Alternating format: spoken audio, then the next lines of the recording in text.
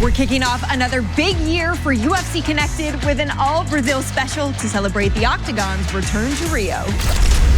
Coming up on today's show, Brazil's finest talk about what makes fighting in their home country so unforgettable. Eu acho que esse espírito de luta brasileira, todo brasileiro já nasce com ele, né? A gente já nasce muito guerreiro. Gregory Rodrigues opens up about fulfilling his father's dream. My dad was the biggest fan of myself. And if you see me right now. The current crop of Brazilian stars pays homage to living legend Minotauro Nogueira. Sem dúvida nenhuma, eu como fã dele acredito que ele é um dos maiores de todos os tempos, peso pesado, e ele sem dúvida nenhuma inspirou uma geração inteira. And we hit the track with welterweight contender Vicente Luque. E isso me possibilita realizar vários outros sonhos que eu tenho desde criança, que é vir acelerar no autódromo. After a 3-year hiatus, the Octagon returns to Brazil in January 2023. Since the UFC's inception in the early 90s, Brazilian athletes have dominated the sport. Events held in the South American country are renowned for iconic performances and the unrivaled passion of Brazilian fans. We sat down with some of Brazil's finest who told us what it means for them to fight on home turf. This is On Point.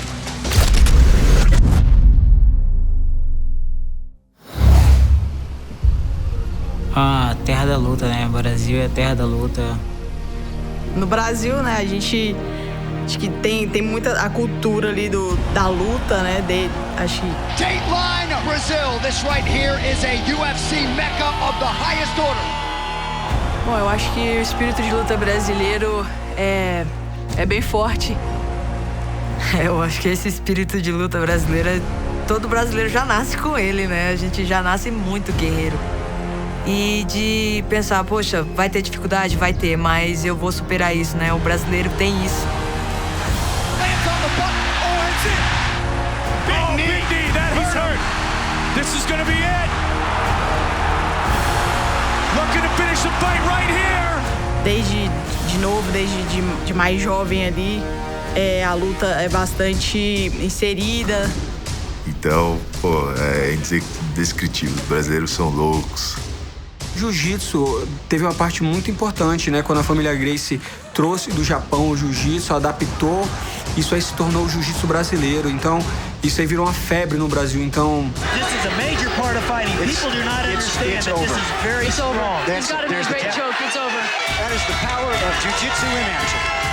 Porque os nossos lutadores, eles fazem história, eles marcam a história e marcam a nossa história da nova geração que está vindo de lutadores. É motivador porque é isso que eu busco dentro do UFC, ser uma futura campeã, e vendo esses grandes exemplos que vêm do Brasil, emociona mais ainda. This modern generation of Brazilian fighters continues to carry the torch. Acho que teve muitos momentos, né, de lutas importantes dentro do Brasil, né? The anticipation is palpable in Brazil. Bom, o chute giratório do Edson Barbosa contra o Terry foi, assim, sensacional. Every time I fight in Brazil, it's so special, but that ones make the whole difference, in my career. You want to take a chance and risk getting knocked out? Oh my God! Thank God I connected really good kick. I think the kick changed my life. That was absolutely spectacular. Pois é. Nosso grande Vitor, né? Ele é um cara sensacional, né? Eu acho que ele... E esses 3 nocautes que ele teve com chute na cabeça no Brasil, eu acho que isso... E pro nosso povo, eu acho que é uma coisa que tem que ser sempre lembrado. O momento perfeito, o momento que eu acho incrível foi quando o José Aldo, meteu aquela joelhada ali. Here we go!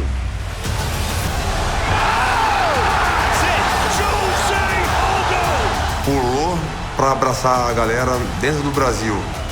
Foi um momento muito bacana. Bom, a minha luta preferida de um brasileiro no Brasil, sem dúvidas, é a luta da Jéssica Andrade com a Rose Namajunas. Essa luta contra a Rose foi muito emocionante, porque o primeiro round eu apanhei bastante. Oh man, she's getting tagged. E quando eu tive a oportunidade de entrar na queda, quando eu ergui, ela não soltou meu braço e eu fui fazer a queda e ela acabou caindo daquela forma. Holy smokes! E eu falei, pronto, matei. Eu achei que eu tinha matado, de verdade. Aí quando eu olhei pro chão, vi ela sentada, senti a energia e todo mundo gritando, é campeã. É uma coisa que eu sonhei a minha vida inteira.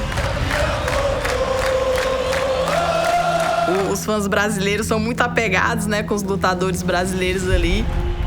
Os fãs brasileiros têm aquela adrenalina diferente, todo mundo conhece, então... A energia positiva que eles dão pra nós, essa garra que eles passam ali pra gente entrar e nocautear.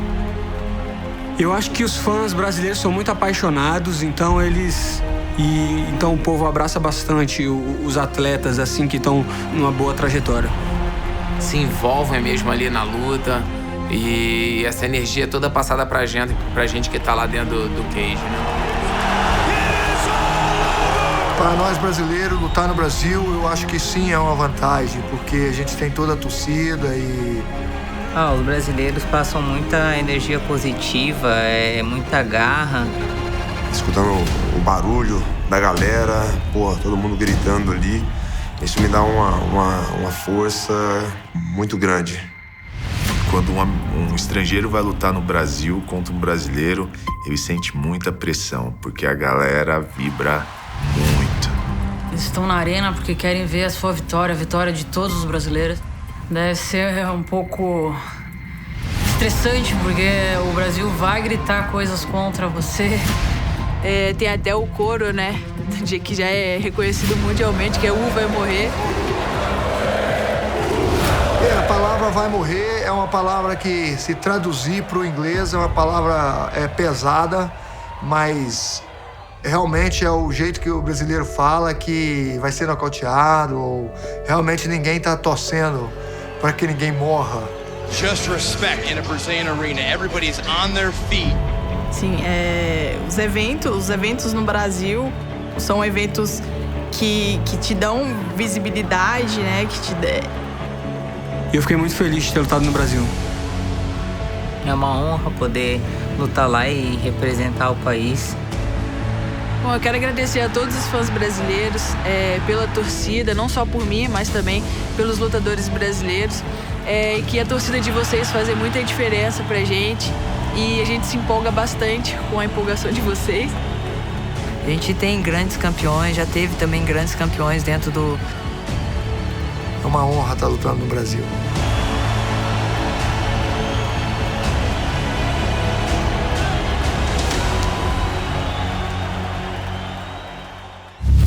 UFC middleweight Gregory Rodrigues' father was a budding martial artist who sacrificed his own career to help develop his children. The fighter, known as RoboCop, dedicated himself to fulfilling his father's dream. Gregory's dad tragically passed away before he could see his son compete in the UFC. But Gregory is determined that his father's legacy will live on in the form of UFC gold. We find out more in this edition of Origins.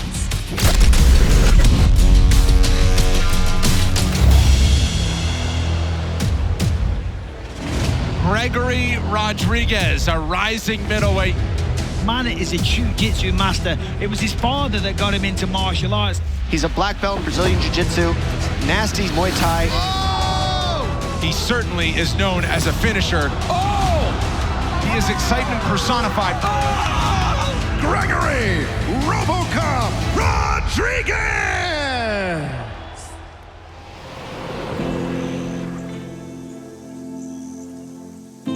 I growing up in the middle of the jungle, in a poor neighborhood in Manaus. I started martial arts with my 5 years old. My father was a capoeira master, and he introduced us to the capoeira. My dad was a visionary. He think that was good for us, for the discipline. My dad was a big fan of MMA. He has tapes of the first UFCs, and I remember when I was a kid and we watching Pride, My dad's dream was become a fighter, but he couldn't live in that dream because 3 kids, man, is so hard. So I think he looked into me when I was a kid and, this is gonna be a great fighter. I started jiu-jitsu with my 8 years old. One of my father's friend. He knew a good place, and I saw like the kids, and I want to do that again. I want to do that too, because so many kids like playing, and then that's how we started. My career in jiu-jitsu was great. I was in the high level. I got gold medal in World Professional Tournament in Abu Dhabi, and my eight times national champion in Brazil. One of the reasons I decided to move to MMA was the financially. Jiu-jitsu is kind of expensive because I was in Manaus and all the big tournaments was outside there. And I was like 20 years old, almost turned 21, and I said, man, I need to make money. So my dad watching my 2 first fights on TV. And then on my 3rd fight, I bought a ticket to him to come to Rio de Janeiro to watch him live. My brother and my father, they were supposed to arrive in Rio de Janeiro on Tuesday morning. I think it was like almost 5 a.m. My wife, she called into my home. She told me like my dad passed away. My dad had cirrhosis of the liver. Yeah, it was hard to see my dad so sick because always I saw my dad like strong, going to work, playing capoeira, and then he passed away like 2 weeks before that fight. I lost my fight. I lost by decision. That taught me a lot because that's like make me like be a man. His dream not pass away because that's still in my mind, you know, like that's still alive here.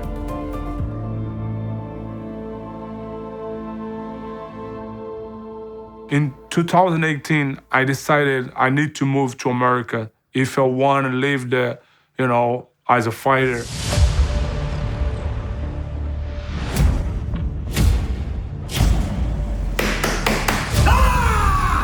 My manager calling me and they said, hey, Gregory, you get a chance in the Contender Series. And I said, no, man, no way. Being the Contender Series for me at the time was like almost the same being the UFC. Fighter who began training at 5 years old in Capoeira with his father, started Brazilian Jiu-Jitsu at 8 years old. Here is Gregory Rodrigues. When I signed the contracts, the Contender Series, in my mind is, man, I'm in the UFC already. Everything's done. Get my win, but I'm in the UFC already. Ready? Fight's on.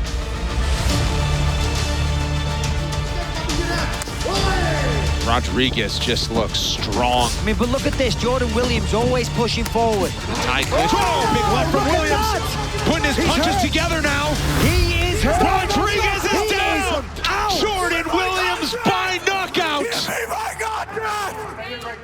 When I fought in the Contender Series and I lost, so many things changed in my life. I started thinking about stop the fight because I remember I said, man, I trained because I was forced to train. That was not my will.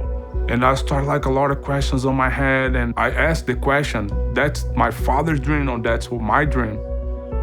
I think like, man, I'm not living my dream. I'm not doing that because I want. That was my dad's dream. That was because my dad like introduced me in this sport. My wife and I, we make a lot of plans, you know, be in the UFC, get a little bit more money, change our life. And that didn't happen. And man, like I was very lost. My friends from Brazil, they started moving down here to Florida. And I said, we don't need to be in California. Maybe we need more friends or we need to change our life. I don't want to fight no more. And then I decided with her, let's forget everything here and let's go move to Florida.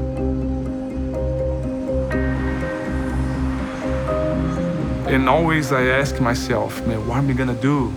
And every morning I start to pray, God help me, open my eyes, let me see what I need to do. I remember one day I was in front of the mirror and looking to myself and started crying. And I remember like when I started training, my dad was there. I remember when I lost my dad in 2015. And then I said, man, that was my dad's dream. And he gave his own life to show me something good.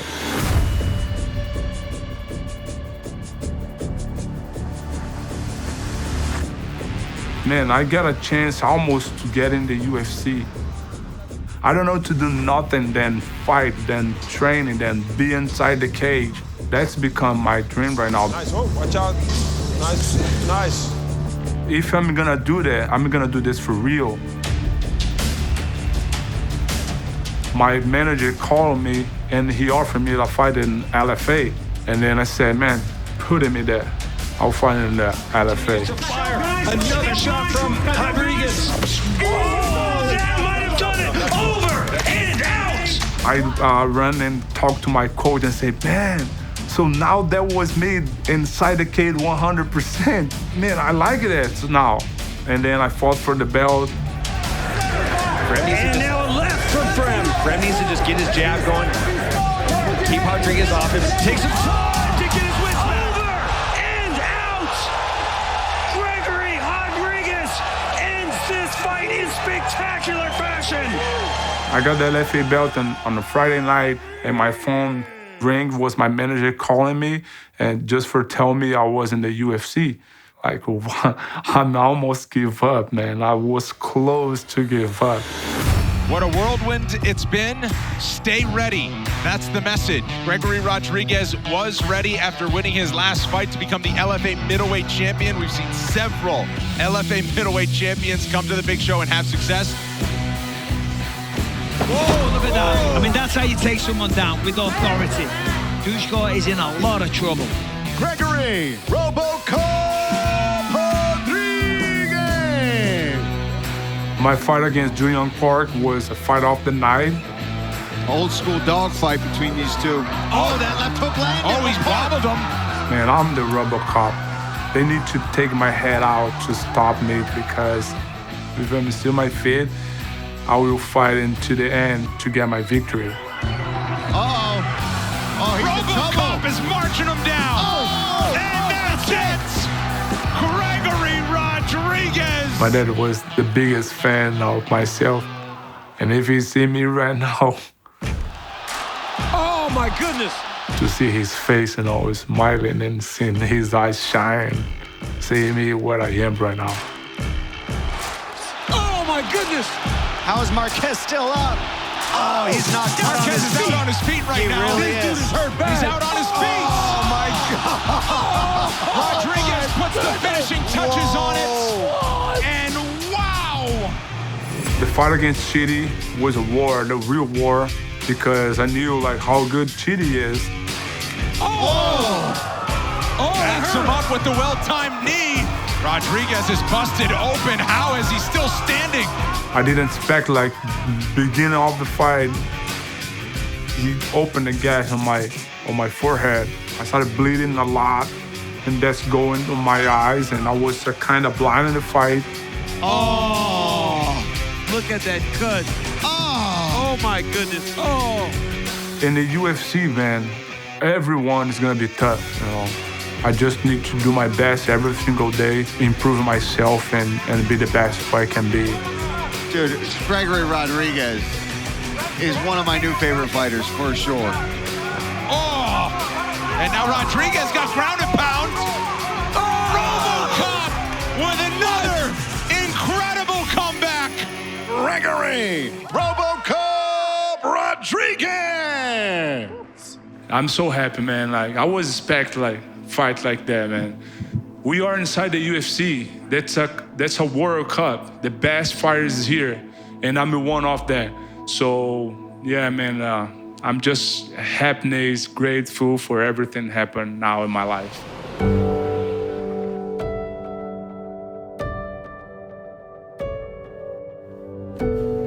I'm a fighter for my job, but outside there, I want to be the best father. I want to be the best husband for my wife. I'm gonna live like that. Always try to improve myself. I'm so grateful for my dad. I was so grateful what he did, because he gave me a gift to change my life. And so now I just want to tell him how much I love him, and I say thank you. I appreciate you for everything you give to me, for the man I am today, for the daddy you was to me, if I'm like just 1% like you was to me for my daughter, man, I will be a great father. Ai, coisa gostosa. Tá aqui. In the world of MMA, perhaps no fighter is as widely loved and revered as the man known as Big Nog. Since the early days of Pride and throughout his UFC career, Minotauro Nogueira embodied the Brazilian fighting spirit, giving MMA fans some of the most unforgettable moments in the sport's history. His efforts, both inside and out of the octagon, have inspired generations of Brazilian fighters to follow their UFC dreams. We sat down with some of these athletes to get their thoughts on Antonio Minotauro Nogueira.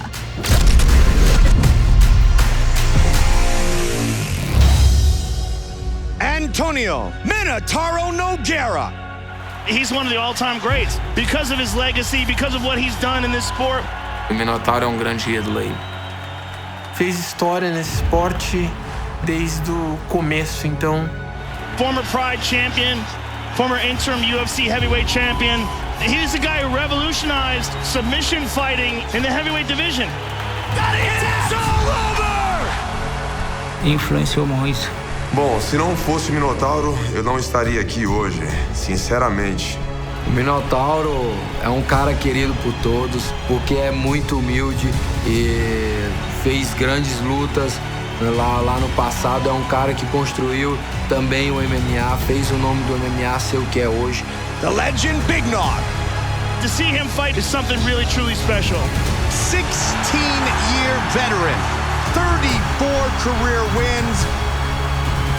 O Nogueira, ele 16 anos de carreira, poxa, foram lutando só com os melhores do mundo, só pedreira.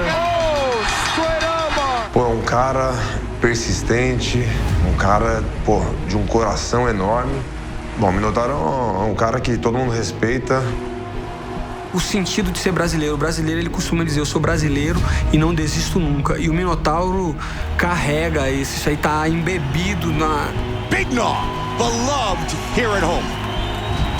Né? Sempre tá com os atletas interagindo e a gente vê o carinho que o público tem por ele, entendeu? Realmente um grande nome do Brasil. Onde ele chega, sem sombra de dúvidas, ele tem muito fãs. Qualquer cidade do Brasil que ele chegar, e tem pessoas indo atrás dele ali pedindo para bater foto, autógrafo. É um cara bem conhecido fora do Brasil e no Brasil. Muito, ele influenciou muito na minha carreira. Ele era um dos poucos caras, até hoje, que me faziam acordar 4 horas da manhã para assistir uma luta. Eu lembro dele no Pride, né? Quantas madrugadas a gente passou vendo o Minotauro lutar.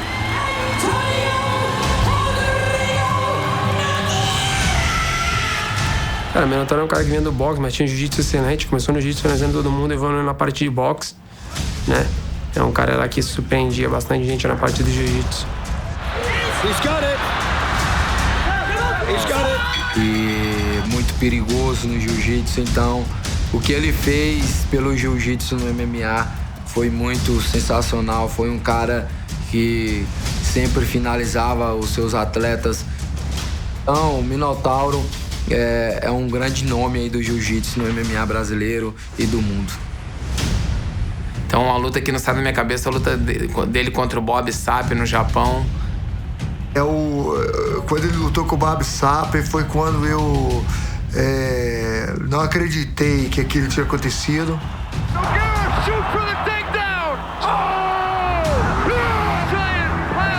E pra mim é inspiradora.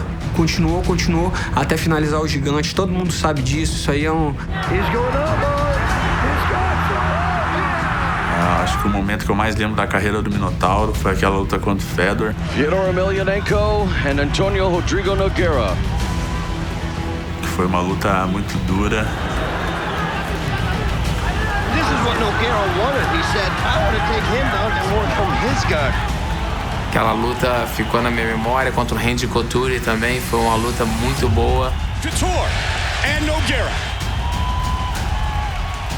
Oh, Randy's down! Randy's down!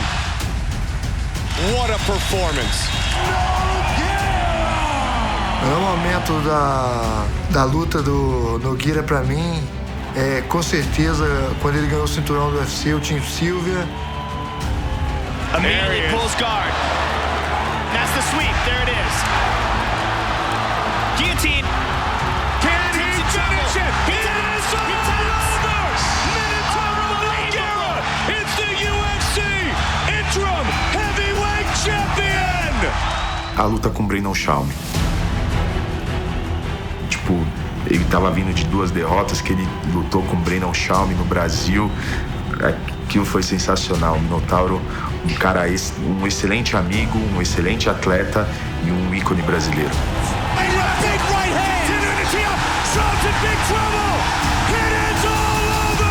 O cara é o cara. Gosto muito de ver as lutas dele, é um grande samurai. Ele conquistou tudo que ele poderia ter conquistado, então ele foi campeão do Pride, ele foi campeão do UFC, ele influenciou muita gente, ele é uma lenda, né? Um cara que inspirou muita gente e é um grande campeão, você não tem o que falar da carreira do Minotauro. É inspiração aí para muitos atletas e sempre será inspiração e estará representando o Brasil. E eu só tenho a agradecer. Nogueira, Minotauro, obrigado, meu amigo. Um grande abraço. É um grande prazer poder dizer que ele é meu amigo, meu irmão. E é uma grande lenda desse esporte. É um cara que o Minotauro merece todas as glórias e todo o respeito de todos nós. Sem dúvida nenhuma, eu como fã dele acredito que ele é um dos maiores de todos os tempos, peso pesado, e ele sem dúvida nenhuma inspirou uma geração inteira.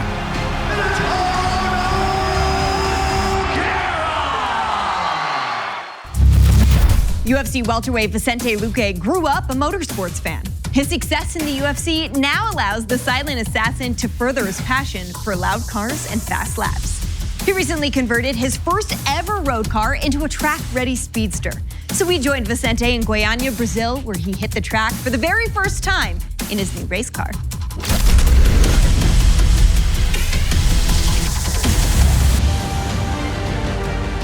Well, you want to talk about a highlight reel. Vicente Luque's got one. Oh, beautiful left hook. Oh! Luque trying to close the show. Turner's out. This guy gets in some wars. There's something in this man's soul that can't stop him from biting down on that mouthpiece and letting it go. É outro sonho gigantesco, é o meu maior sonho, né? Poder estar no UFC. Hoje eu vivo esse sonho. Vicente Luque! E isso me possibilita realizar vários outros sonhos que eu tenho desde criança, que é vir acelerar no autódromo.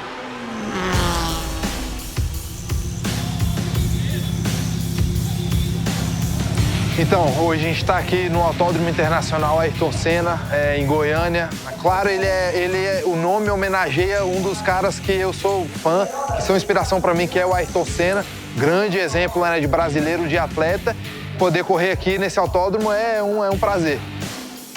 Então, hoje a gente está aqui com a galera do Distrito Racing. Eles estão organizando um evento de Track Day Time Attack. E é um evento que consiste em dar várias voltas, né, com o nosso carro na pista e tentar cravar o menor tempo possível. Então a competição não é direta contra os outros carros, mas é uma competição indireta tentando cravar aquela melhor volta. Então, o meu carro é um Toyota Corolla 1999. A curiosidade é que é o meu primeiro carro, então quando eu tinha 20 anos de idade, em 2011, eu comprei esse carro, minha mãe, na verdade, comprou para mim esse carro e foi muita luta, né, para ela conseguir me dar esse presente quando eu tinha 20 anos de idade, para poder ir treinar, para poder, né, fazer minha correria, ir para a faculdade, ir para os treinos. E como eu sempre fui fã de automobilismo, pouco a pouco eu fui, né, mexendo nele, fazendo modificações. Esse carro ele foi todo, né, refeito, a parte de motor foi todo construído do zero, o motor foi aberto, as peças alteradas, algumas são reforçadas, outras são originais de fábrica, mas são novas. Tem partes que são atualizadas, então tem que ter tecnologia no motor, que é de carro agora, de 2022, mas aplicado num carro dos anos 90. Esse carro chegou pra gente original, o Vicente usava ele na rua. Então, ele relatava que queria um carro de corrida. A parte interna, então, a gente deixou a parte do painel original porque é uma questão de estética que o Vicente queria.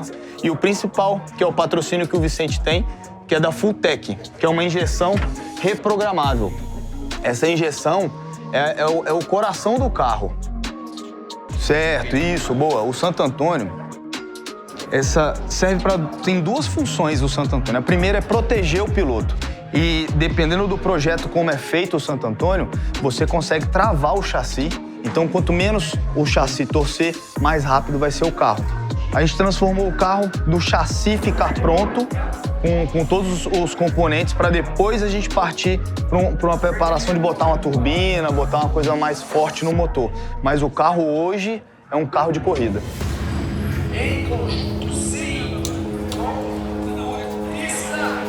O Vicente, como piloto, ele tem um diferencial que é muito grande com relação a outras pessoas que passaram. Então, acho que ele tem muita coisa que ele traz da luta, da parte da determinação dele, sabe? Da parte que ele tem de foco, ele usa muito isso. Então, é um cara que você passa uma instrução, ele faz de primeira. Você não precisa ficar repetindo e mostrando várias vezes. Eu acho que tem muito a ver com luta. Eu levo muito isso para o pessoal que começa a fazer. Então, eu acho que o Vicente tem um futuro brilhante aí, quando ele é aposentado daqui uns 20 anos no UFC, no automobilismo. Cada volta eu sentia tudo ajustando, não é nem a sensação de velocidade que aumenta, foi muito especial, mas para mim andar nesse carro depois de tantos anos, depois de 6 anos do carro estar parado, é meu primeiro carro, é aquele carro que eu tenho uma conexão única, eu brinco até com meus amigos, eu falo também para minha esposa, eu tenho um relacionamento com esse carro, é amor mesmo, eu tenho amor por esse carro, para mim é uma coisa especial. E agora ter ele do jeito que eu sempre imaginei, de corrida, pronto para andar. Eu acho que conseguir, né, andar dentro do meu carro, uma coisa que eu sempre sonhei desde pequeno, dá uma sensação de, não sei, de conseguir conquistar as coisas que eu sempre quis. Isso é muito mais do que só entrar no carro porque eu gosto de carro. É conseguir construir isso através da luta, que é a minha profissão. E, não sei, é como se eu vivesse a imaginação de quando eu tinha 15, 12, 11 anos. Eu imaginava tudo isso andando do início ao fim, pé embaixo o tempo inteiro, sem dó. Então eu acho que a sensação é a satisfação de poder entrar nesse carro de novo e curtir essa experiência.